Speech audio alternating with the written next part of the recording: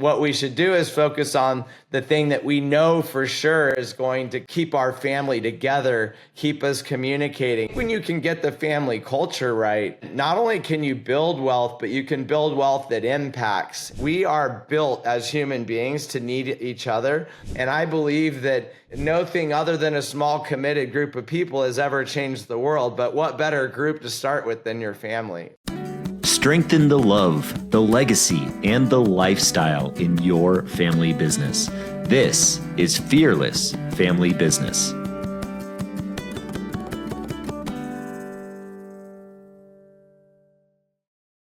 Hey everyone, welcome to the Fearless Family Business Show. My name is Adam Hill and I am your host, and I am really thrilled to share this episode with you today because my guest is Mike McCarthy, and this has been an interview that I've been looking forward to for a while now because Mike is really somebody I look up to on from the perspective of building a family legacy, building family values, especially from within the family. And, we talk a lot in this episode.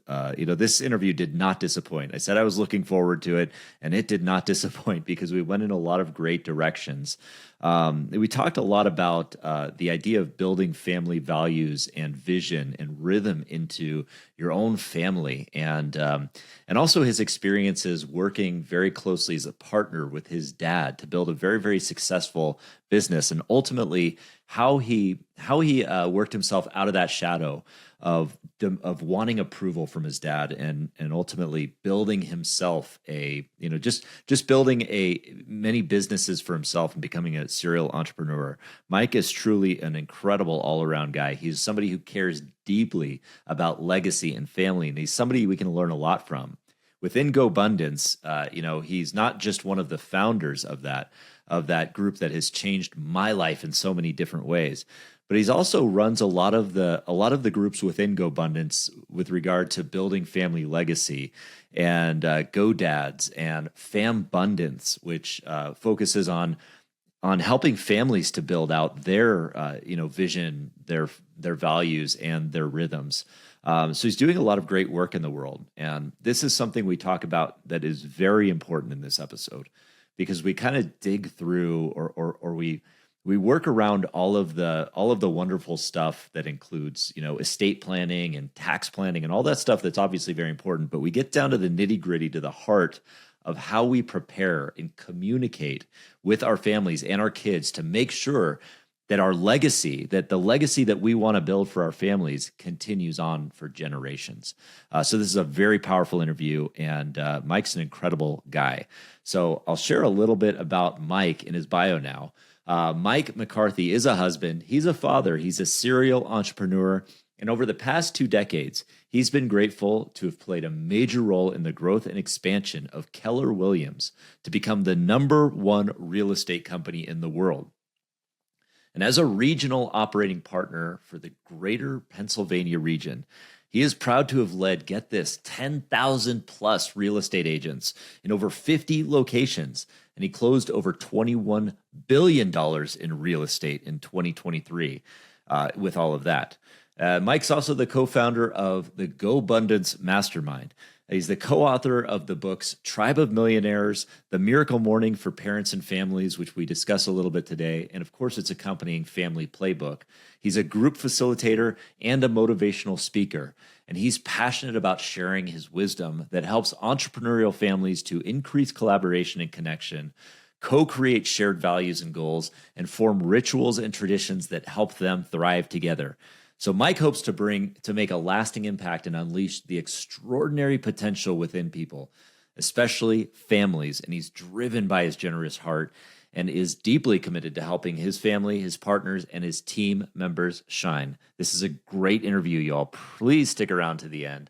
And if you love it, share it with a friend. But in the meantime, please enjoy this interview with Mike McCarthy. Hey everyone, welcome to Fearless Family Business. I am really excited to have you here today, especially with my guest, Mike McCarthy, somebody that I've really looked up to over the last few years since I joined GoBundance, a mastermind. And really, frankly, one of the reasons I joined that mastermind was because of the emphasis on family values and really that struck a chord with me, being coming from a family business, of course. And Mike, of course, you have been part of a family legacy and building that legacy, and legacy has been something that has really seems to have been your guiding force, especially lately, in how you're really leading. And first of all, welcome to the show, and I'm really grateful you're here. I'm excited to talk with you. Yeah, I'm excited to be here, and it's always fun. I like learning from you as well, because you're generation 5. Yeah, 4 or 5, depending on how you look at it. But lots of generations down the line. You're well ahead of where I want to be, and I really admire what your family has done and how you all have stayed together, and that doesn't happen by coincidence. So I'm happy to be a part of it, because I also look up to you and have a lot of respect for you, man. Thanks, Mike. I appreciate that, and I think that's the great thing about kind of.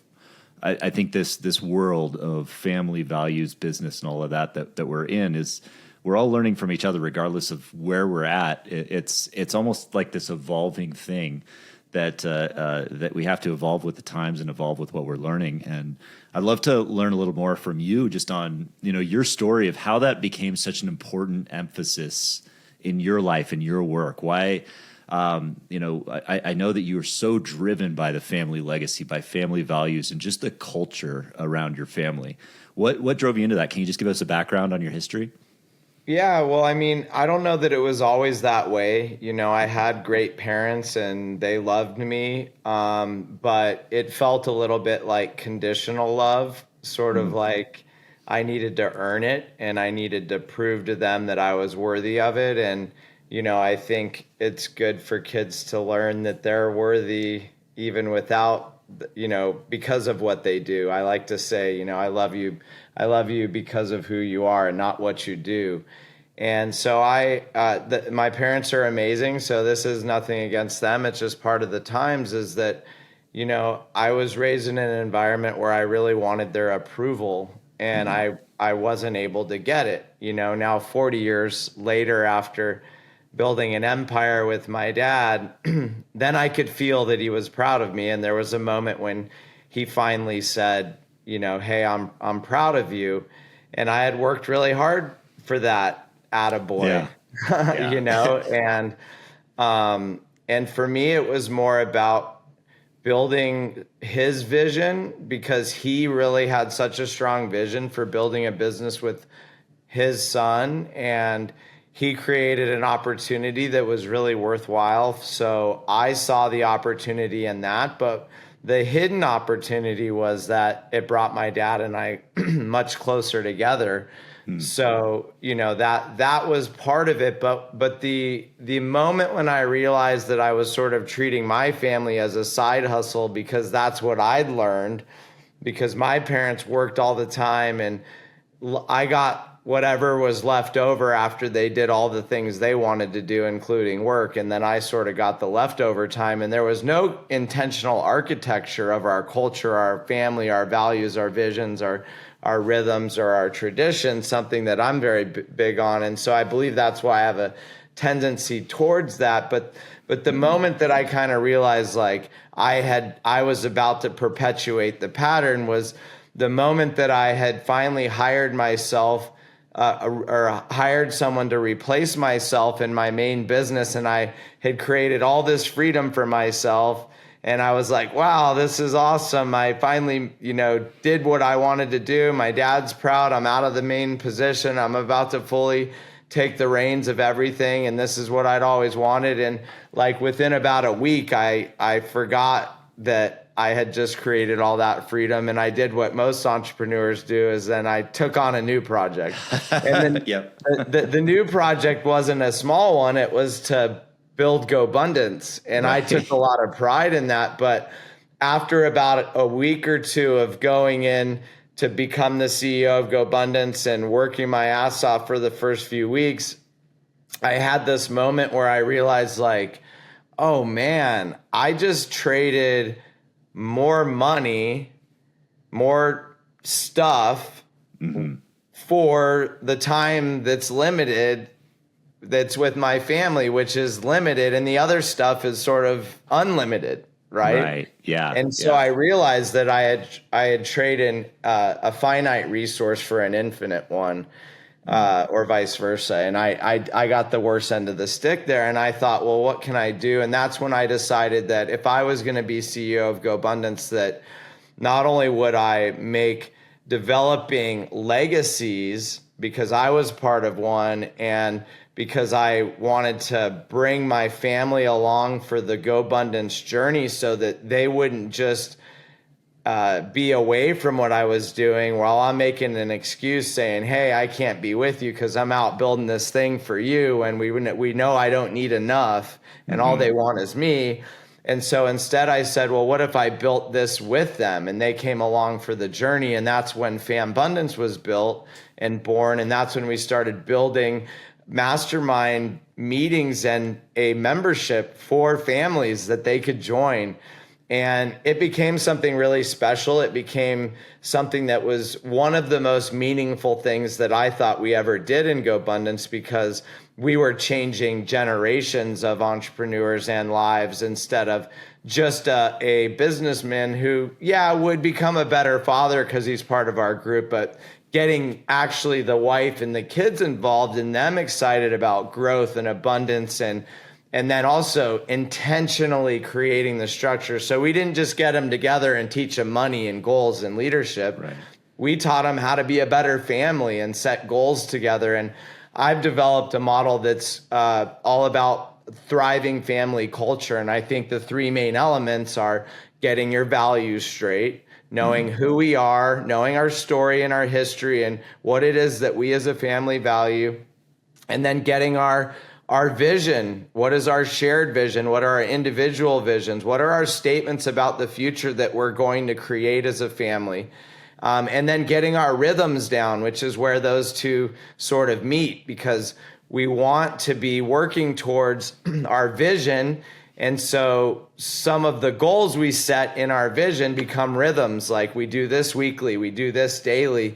And also it's the traditions that we hold. It's the holidays that we cherish. And it's also the little things like the way that I greet my family when they come in the door, or the way we sit down to eat a dinner and we have questions that are purposeful and a discussion that's meaningful, and we check in with each other, we pray, we bring in gratitude to that. But those are all the rhythms, and you can have AM rhythms, PM rhythms, monthly rhythms, and then you can also have rhythms that are more focused on how do we appreciate each other in this family?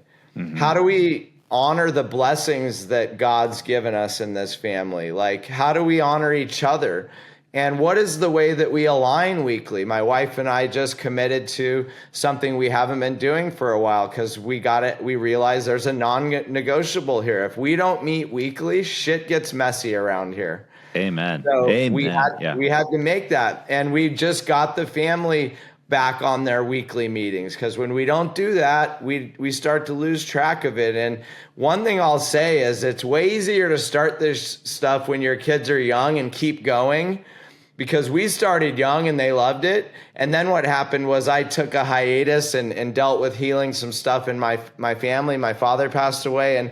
And then while in that phase when we needed it most, we stopped doing the things that were making us the great family that we were. And now we're trying to rebuild that thing again, that family culture. And it's harder to go to the gym for the first time than it is for the 8th time, right? If you stay consistent. So that's why I'm passionate about legacy. I feel a stewardship with my father passing.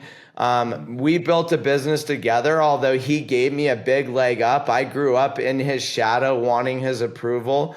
And, I know what it's like for other entrepreneurs to do that. So I feel like I can speak to 2 generations who are doing this actively. And we know the sobering stats that, that are, quite frankly, they're really disheartening, but 70% of wealthy families lose their wealth by the 2nd generation and 90% lose it by the 3rd.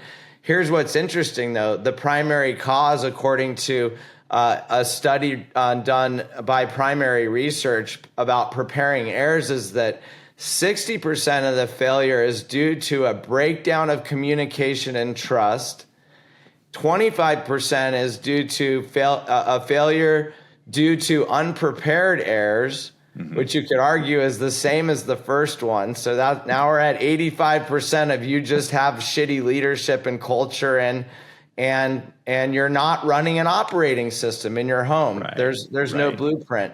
And then 15% fail due to other causes like taxes and legal issues. And when we build wealth, what we do is we try to guard against the thing that's least likely to happen, which is not statistically isn't. What we should do is focus on the thing that we know for sure is going to keep us, keep our family together, keep us communicating, make sure that we handle conflict correctly, which is part of a rhythm you build. How do we handle conflict? So I think when you can get the family culture right, then not only can you build wealth, but you can build wealth that impacts. And you can also be a family that makes a stand for being something in society that's missing right now, which is we have a lot of division. I don't care about your political views, but the family system's under attack. It's being divided, and we're being told that like maybe you don't need your family or other people. And it's like, dude, we are built as human beings to need each other, especially a family. And I believe that, no thing other than a small committed group of people has ever changed the world. But what better group to start with than your family? That's why legacy is the thing. And I'm tired of seeing millionaires and wealthy people trade moments for millions. They need to really get that clear, because there's a certain amount that enough is enough. And what we want is for our kids to come back from a Fambundance meeting and say something like, wow, ever since that, I never wonder where dad is anymore. He seems to be around more, That's the thing that I'm looking for. And it's not showing up to be the CEO of your family. It's showing up to be one of the leaders, co-leaders of your family. Which is easier than having to be the leader for some. And so it's not as complicated as we think. But if we don't do this, our wealth will destroy our families, period. Yeah, absolutely. Yeah. And that's so great. I'm so glad you brought up those statistics too. And like everything you're saying there, from having a weekly meeting with your spouse and even having meetings with your kids, but especially that was a game changer for my wife and I, to have that weekly meeting.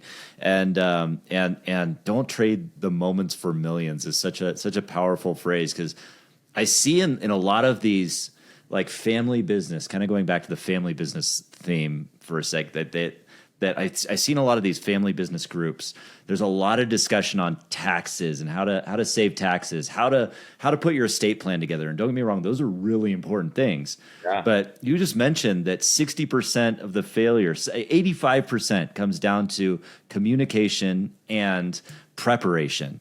Yeah. We don't hear a lot on that subject. And, just the fact that you're focused on that is a big deal. So that's great. Yeah, the sobering part of those statistics is what that 70% doesn't show, or the 90%, is the conflict, the division, the addiction, the actual destruction of the family is actually the worst part of it, and that's not in the statistic. So when you really think about how does somebody blow $1 billion or $200 million, it isn't pretty. Right. Yeah. It doesn't come without a bunch of challenges. Like, it might sound like it's fun to go blow $200, but when a family is fighting over it together, and their addictions, and the worst of them is being fueled, because I believe money is an amplifier that's just going to make you more of what you already are. And so we have to be really careful about that. And you're right. We focus on the valuables, right? How do we transfer those? But what's more important, your values or your valuables? Let's get straight on that, because the thing that's most important is what you value and who you are.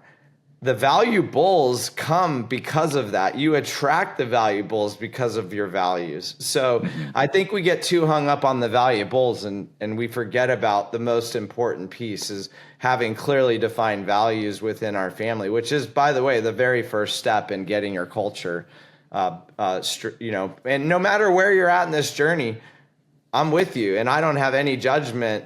What I'm saying is if your kids are 25, it's time to get started. If they're 35, you're a little late. Let's get started. If they're 4 or 5, you are in the prime position to get this started. And I think it's hard though sometimes because we want to sort of outsource it to the government, or we have someone who stays home with the kids, or a nurse, a nursery or a childcare. And we start to do that. And some of us have to, I get it. But can you bring them along for the journey in whatever way that looks like, even if it's a weekly family meeting and setting goals together? Because ultimately the kids don't want you to set their goals. So tell them, hey, we're going to set your goals. Or do you want to do a retreat this weekend where for an hour we help you set your goals? Most kids are smart enough to be like, I think I'd like to have a say in what my goals are. Same thing for values. Kids are going to want to, authorship is ownership. If you help them write, if they help you write the values, then they'll help you live and uplift the values. Right. Yeah. Yeah. No, that's so good. I love what you're talking about with regard to like even incorporating that business into the family life where you incorporated Fambundance. You made that a family project almost. And I want to get into that in a bit, but I want to touch on too a little bit about this idea of wanting approval from the previous generation. You worked with your dad. You said you were kind of in the shadow of him growing, and I would argue, obviously, beyond that, you've built a very, very successful, significant variety of businesses beyond that.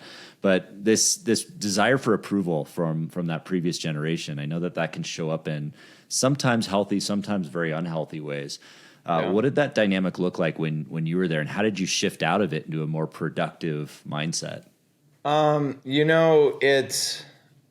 It's interesting. So one thing was building my own things and making some decisions too that I would build my own thing instead of the next thing with him, which was hard for him to hear. Sure.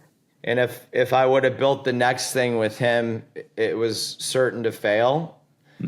And I opted out and told him what I was going to do and doubled down and become the CEO of GoBundance and build that. And he was kind of like, I don't know, maybe that could become something. And so there was a moment where I was like, hey, we just, I don't know, recruited 20 new members to GoBundance last month. And he was like, whoa, that's pretty good. So there was that, me building something out. There was also a time when he came to me and said, when I was 23, I pushed for this very specific decision. I won't get into the details for time, but it worked out so that we ended up with the second largest producing region in Keller Williams, and he and I were partners instead of him and someone else who wasn't going to add the value that I was capable of adding. But at the time, it was hard to tell because I was 23. Who knew what kind of value I might not have brought? The evidence wasn't good leading up till then. Let's put it that way. So he gave, he followed through, and it worked out to where we became partners.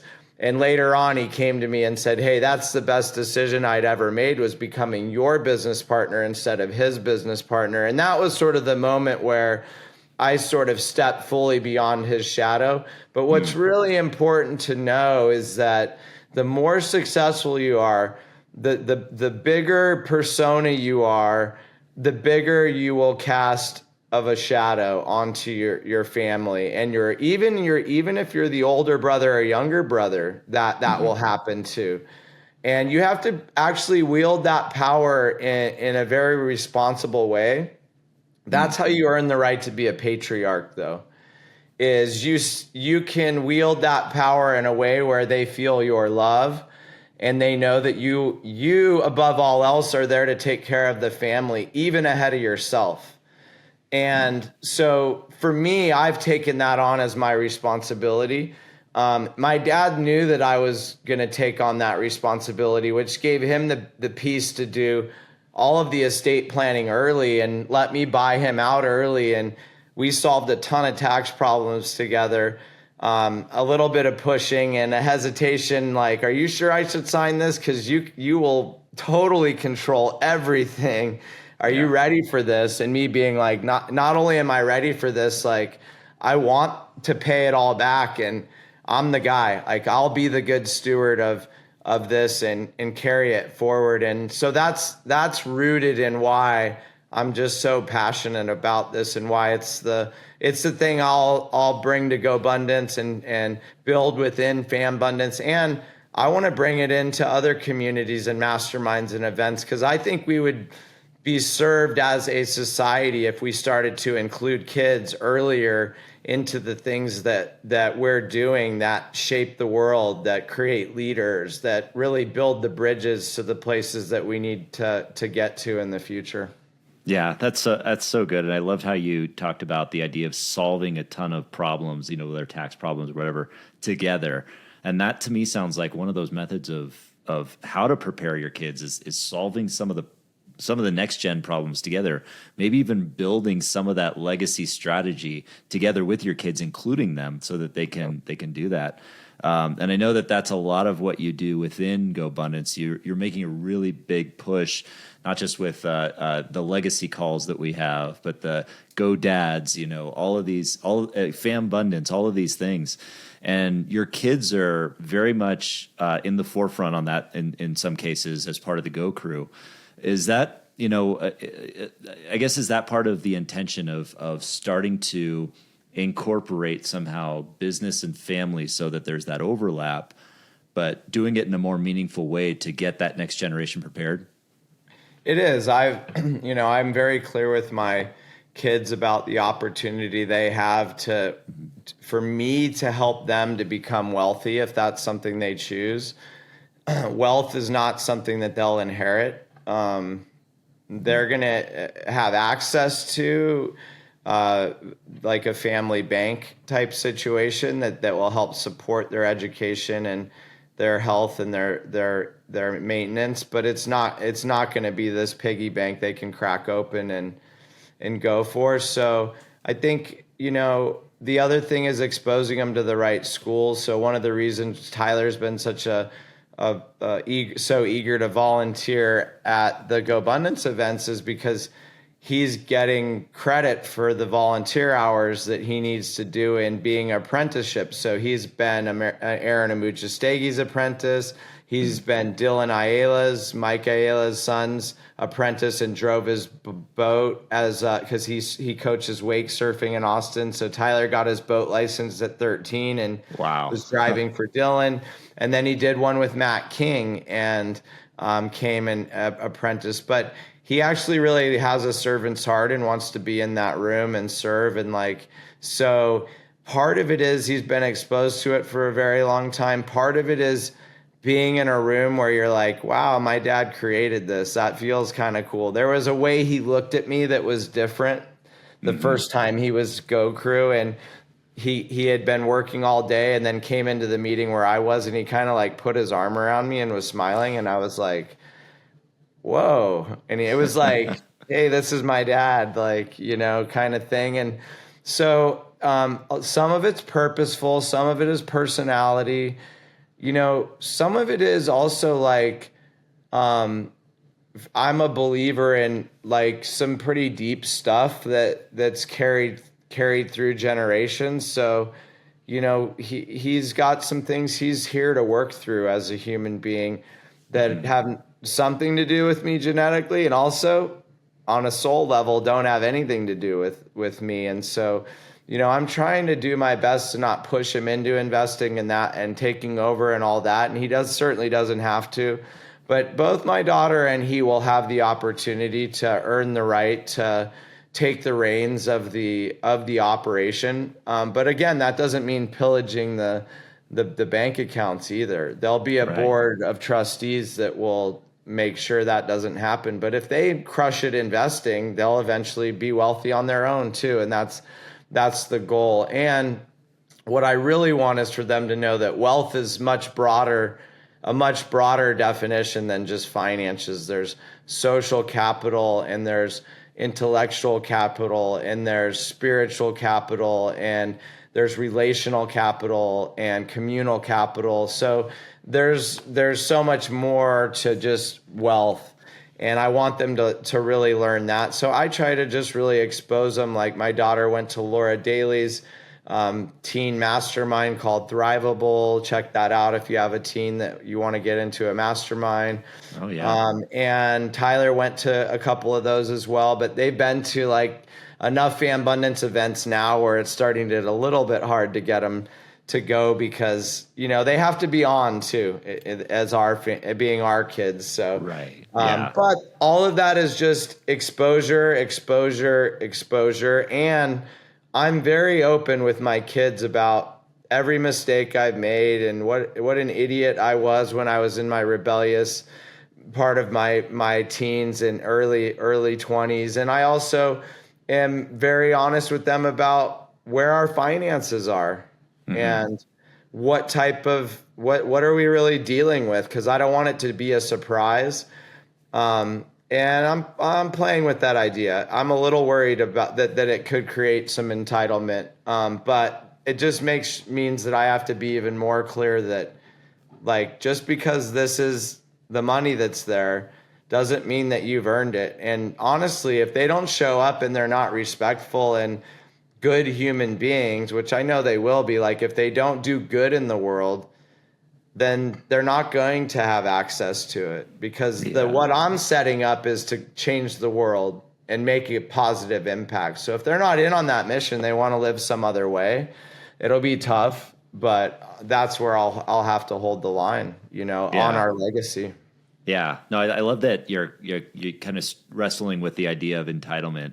I wrestle with it too, obviously for similar reasons. I've wrestled with it my own life, coming from a fourth generation business and just wondering where that comes from. I've been toying with this thought, and I'd be curious to know how this hits you or how you feel about this. But I feel like the entitlement piece is really just this thing, or the idea of somebody being entitled or feeling entitled is this thing that's rooted in fear. There may be an uncertainty there of just like, and so to your point of maybe being more open about it, that maybe that will actually kind of prevent some of that entitlement from showing up, because you're being more open about it. You're being more honest. You're answering the questions openly. So the fear isn't necessarily there. I don't know, Mike, do you feel like that's on or off track? What are your thoughts on that? Yeah, I mean, I certainly think that the entitlement can be rooted in fear, because there's going to be this oh shit moment that we're hopefully all creating for our kids, where they're going to be like, oh my God, I'm going to have to fly when I jump out of this nest, or I'm going to crash. Right. And so I think we have to, one way or another, the training wheels got to come off. Mm-hmm. And the sooner you do that, like, there's a woman who wrote Teaching Financial Literacy to Kids. She was on Jolene Godfrey. She was on the legacy call the other day, and she talked about like having kids know what their expenses are at like 10 years old, because there's this invisible amount of allowance they get that they never see, that we pay for, and it sets them up for not really knowing like how much it costs. One thing my dad that was brilliant was he had me add up all the salaries of the jobs I might want to do when I was about 11 years old. And it was like entrepreneur, doctor, or lawyer were like, even though I wanted to be a policeman and a fireman and all these other things that seemed cool to a 10-year-old, it was very clear that if I wanted to, and then he had me say, do you want a house, a bigger one, smaller one? You want a sports car? You want a wife? Do you want children? And I was like, yes, yes, yes, yes. He was like, okay, well, here's how here's how much all of that costs. And there was this sort of awakening in me, like, oh wow, like if I'm gonna have the type of family I want, like just the standard job won't work if I want to live the life I want to live. So that was a big revealing moment, a gift that my dad gave me. Yeah, no, that's so good. I love it. Yeah, open communication. I've never seen a time when as long as it's done led with love, I've never seen I've never seen that fail, so to speak. It's always it can always be positive if you can just drive that communication. I'd love to kind of maybe say a little bit more about the family bank idea because you touched on that briefly about the idea of having a family bank where that will kind of maybe fund opportunities for your kids, or how does that look in terms of the structure of how that works in your family if you're open with sharing that? Yeah, I mean, the way it'll work is that I have a couple of trusts that are already set up. And those trusts will be willing to give opportunity to not only my kids but to my nephews who aren't technically my direct heirs. I found this out. I was like, of course my nephews are, but it's the way that you read it legally. So I'm having to restructure some things, but I actually want to do my cousin's kids and any of the what I would call third generation kids. I'm going to use annual gifting. You're allowed to gift a certain amount tax free with to one person every year. There's ways to do even more, like through some strategies. But I plan to fund maybe $100,000 for these 10 to 12 kids so that money can then be invested and grow. And then they'll have it later to use primarily for education. But if they also wanted to use some of that for a down payment on a home, they might be able to, depending on what else they were up to. There'll be a board of trustees that help make these decisions. It's not going to be cut in stone. They'll take it case by case. But if, like, for instance, if someone becomes a teacher, they're making $60,000 a year, but they're doing a public service and they're a great human being, then the family bank might give them a forgivable loan or a very cheap loan or a down payment in order to buy the house that they wanted to buy. Does that make sense? Oh yeah, for sure. Yeah. And that's such a good way to do it. Yeah. Yeah. And then another example might be that's one way that they'll be given a little bit of money that's more for them to use. Based on their parents and I being sort of the trustees, because you also have to have the conversation. My brother and sister-in-law don't necessarily want to be blindsided by this because it's a whole thing. Right. But they also are very grateful for it. But the communication still has to be on point. But the other thing I'm planning to do is give them a similar opportunity that my kids will have to eventually sit on that board and take over different aspects of our trust company.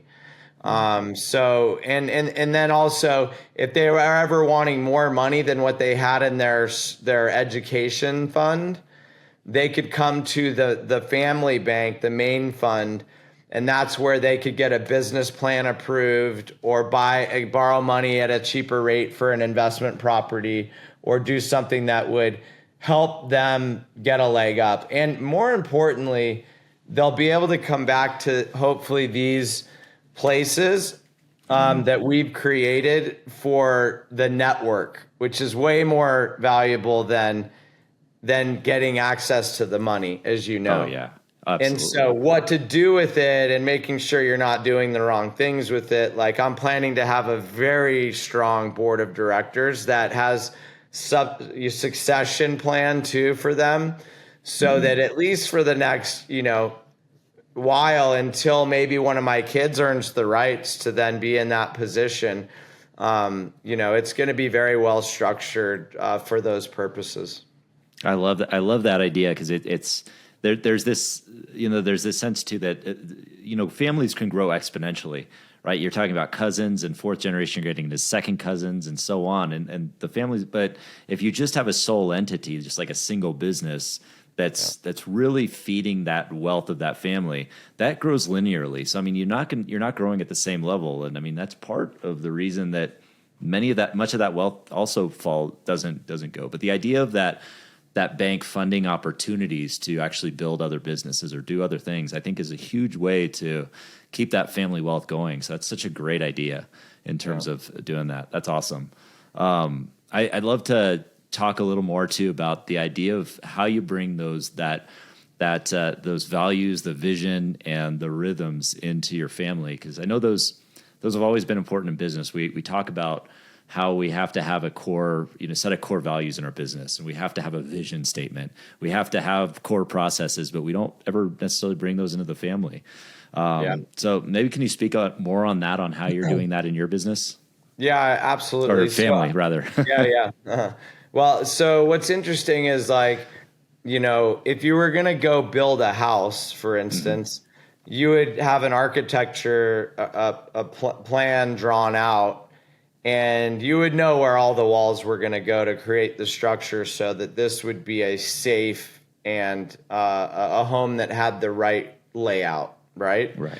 And what happens though is when we go to architect our family culture, what we tend to do is we just sort of throw up a wall over here, and we put a wall over there, and we drop a wall in right over there, and oh shit, the water's getting in here, and we throw in a roof. And it just sort of it just naturally unfolds, undefined, unintentionally, without purpose. And so what we try to teach is that a family get together and start having a series of meetings where they actually intentionally architect their culture from the ground up. And the base level is always the values. And we like to start with understanding what are the individual values of each family member, and then what are the values we share. And these are like one word definitions, or one word sort of values. And then I think the most important part actually is then to use your family history to study the family and all of its lessons and challenges and wins and triumphs and the times that you were at your best as a family and just had a great experience in that one vacation where everyone was dialed in.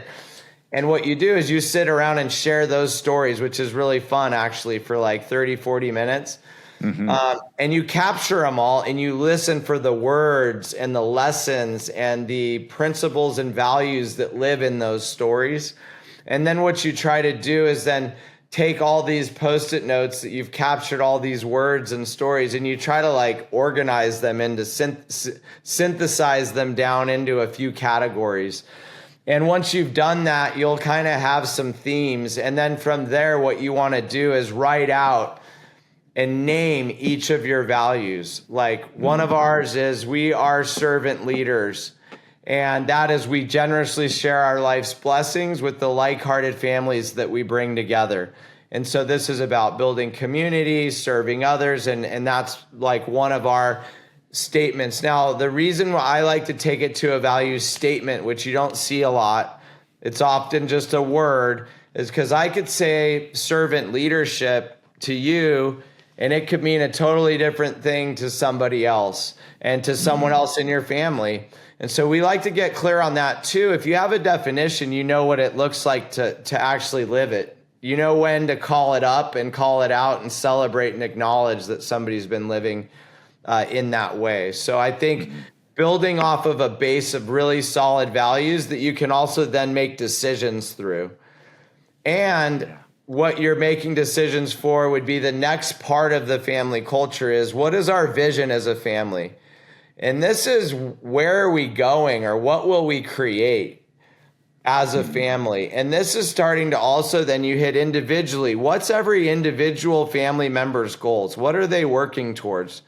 Because we want to support the individuals as much as we do the entire team, the entire family, just like you would on a team.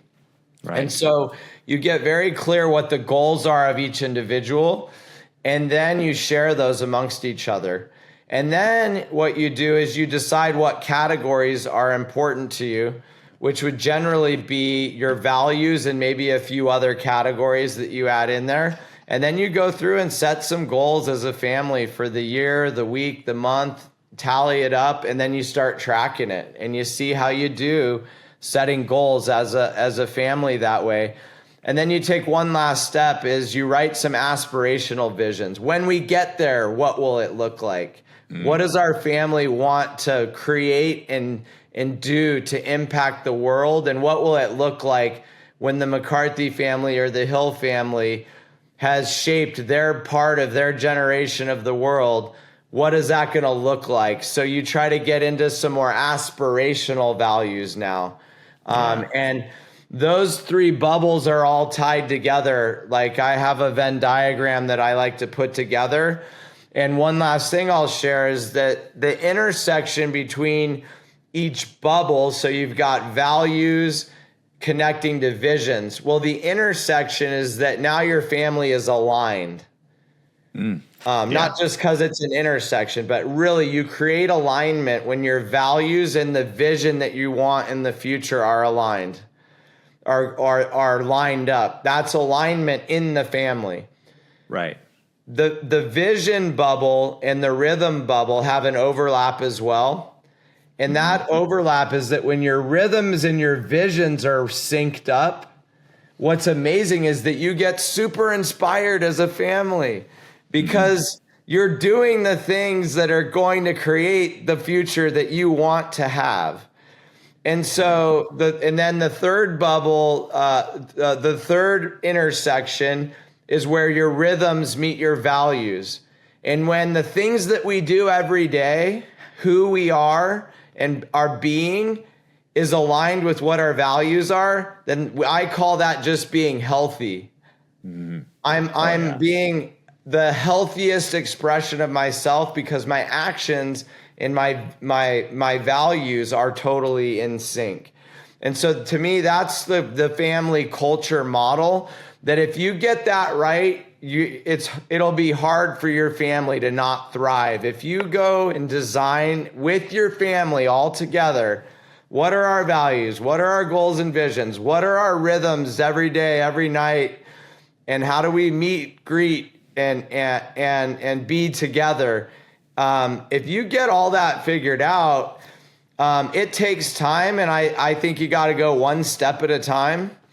But once you get that in place, like that is your family culture, and then you document and you iterate and you revise, and you just keep on working with that. And what's beautiful is that becomes part of your family constitution, which is then informing your estate plan too.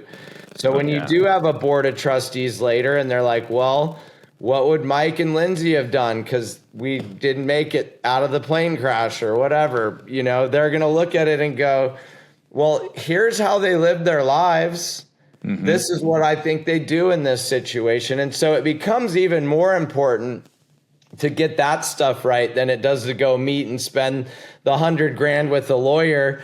And if you think this sounds really hard to do, then push the easy button and come do it at a Fambundance event, because we go through vision, values, visions, and rhythms together, and we expertly facilitate your family through this stuff. And we've worked really hard to create a team that's capable of doing that. So whether you do it with our help or you just tackle it on your own, either way, it's something that has to be done, because if you don't do it, you're literally betting your family on it. Because your wealth could destroy them. And that's the sobering fact that I pointed to behind that 70% and 90% mark, is those families are destroyed. They don't feel good about having billions of dollars and then losing it. I can guarantee you there's some guilt, some shame, and some generational trauma from losing wealth that was created. So it's important, very important. Absolutely. And if you're listening to this and you want to get involved in that Fambundance event, there's one coming up in Snowbird at the end of January. If you go to GoBundance.com, Is it slash If Fambundance? you just go to fambundance.com, we linked it directly to the landing page for that site. And then July 19th through the 26th, in that time frame next year, we're going to do a big Fambundance event in Copper Mountain, Colorado, one of the most beautiful places on earth, as Adam knows very well. And we are going to literally create magic for your families. And we're going to do these events twice a year. And also we'll be visiting some local chapters for GoBundance and doing the values, facilitated values exercise, since it's sort of the base level part of it too. But yeah, thanks for asking about that. Cause absolutely. I'm going to be there next month or in January for the Fambundance event. I'm really excited about that. If you want to join us for that, go to fambundance.com, sign up for it, and join us and get your vision, your values, and your rhythm lined up. And I love that. I drew that diagram out on my piece of paper, and I love how that works, how it's overlapped. It's a full. It's a full system for just integrating your vision and values and then executing on them, which is often missed. So if you heard that and you just listened to it and you missed it, just go back and listen to it again. Maybe hit rewind and draw it out, because it's a pretty powerful framework to use. And so, Mike, you've also you're also an author. You've written a book with your wife, Lindsay, that kind of gets off of the theme of the Miracle Morning, which was written by Hal Elrod. But you wrote the Miracle Morning for Parents and Families, which kind of outlines a lot of this stuff. Yeah. Can you kind of talk about that a little bit and where people can get it? Yeah. So, part of our journey of bringing our family along was also to bring them along when we did our Miracle Morning. When we had really, really young kids, we would just find ways to adapt a Miracle Morning that they could do, which wouldn't just be plopping them in front of the TV or, a sugary bowl of cereal. And I don't have any judgment if you do that too. Lucky Charms are really tasty, but I'm just saying we decided that we would do our Miracle Morning even if our kids were distracting us. And we found that a way for us to keep them from distracting us is to give them sort of their own Miracle Morning to do. And so my wife ended up doing the Miracle Morning with my kids and me occasionally quite a few times, not quite a few times, for several months in a row. And then we ended up at an event with Hal Elrod, and Lindsay came up to Hal and was like, I've been doing the Miracle Morning with my son, and he reads his affirmations, and he's right here. Do you want him to read his affirmations to you? And Ty came up and read his affirmations, and Hal was like, wow, that was awesome.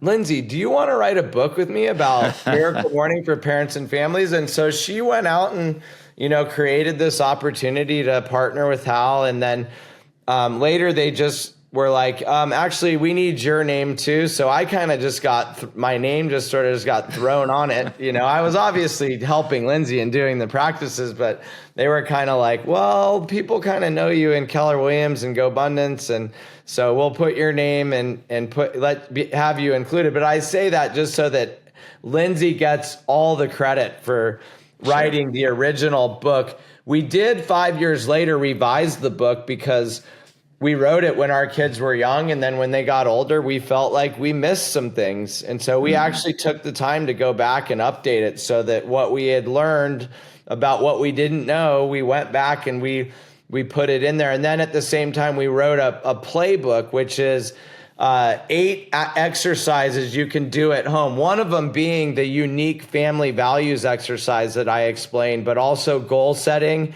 and how to do a weekly family meeting, how to create a screen time contract, and then also how to create a morning and a bedtime ritual with your family, including our special McCarthy allowance system, which we created our own currency called the STARS, which combines teaching accountability, finances, as well as doing chores and serving around the house. But those exercises are all available if you search the Miracle Morning for Parents and Families playbook.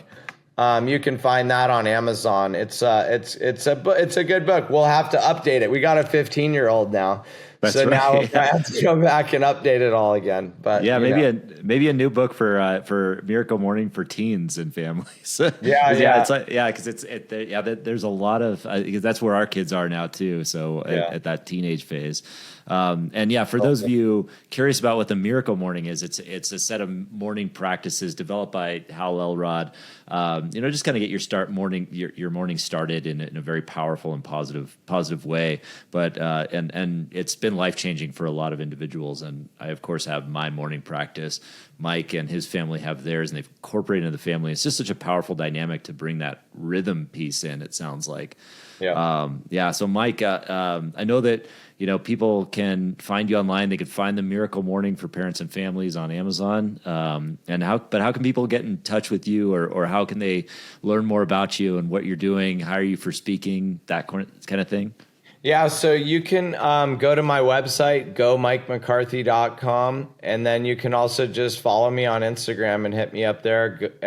Go Mike McCarthy is my Instagram handle. So that's awesome. I would love to talk family. If you've got an organization that you want to make family friendly, or you just want to bring me in to talk about the power of bringing leadership into the home and working on the enterprise that matters most, which is not your company. It's the company you keep at home.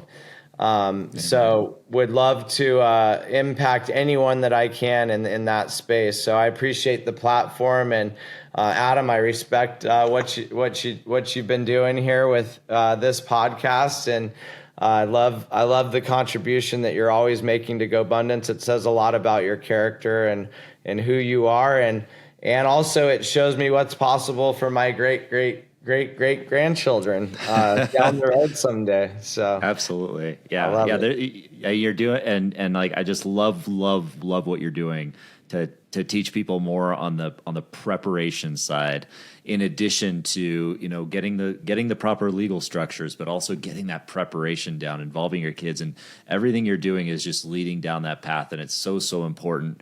And if you're listening to that and you're running a family business, institution or group or college community or anything like that for family business, reach out to Mike and have him speak at your event, because we need more of what he's talking about for families in that. And we need to advocate more for that. And that's kind of the purpose of why this show exists, is to help people strengthen the love, legacy, and lifestyle that they want to get from their business, because that's why we start this stuff in the first place. So Mike, really, really grateful to you, brother. And I am grateful that you took this hour with me and with the audience here. It was hugely valuable. I can't wait to see you in January at Fambundance. Yeah, going to be amazing. Can't wait to hang with you and the fam and make magic happen. It's going to be amazing. Let's awesome. pray for some snow. Yeah, absolutely. All right. Thanks, brother. Thanks, Mike. And thanks, everybody. Appreciate you being here today. If you like this episode, share it with a friend, and we will see you next time. Thanks. Thanks for joining me on this episode of the Fearless Family Business Show. If you're enjoying this show, please thumbs up this episode and subscribe wherever that subscribe button is. And you'll get more family business education and insights in your inbox. And if this episode resonated with you, share it with a friend, a colleague, a spouse, your mom, your dad, a second cousin, whomever you think might benefit from hearing this show. And if you're in a family business and you've got a great story to share, contact me, because I would love to see if you'd be a great fit for this show. I'd love to interview you.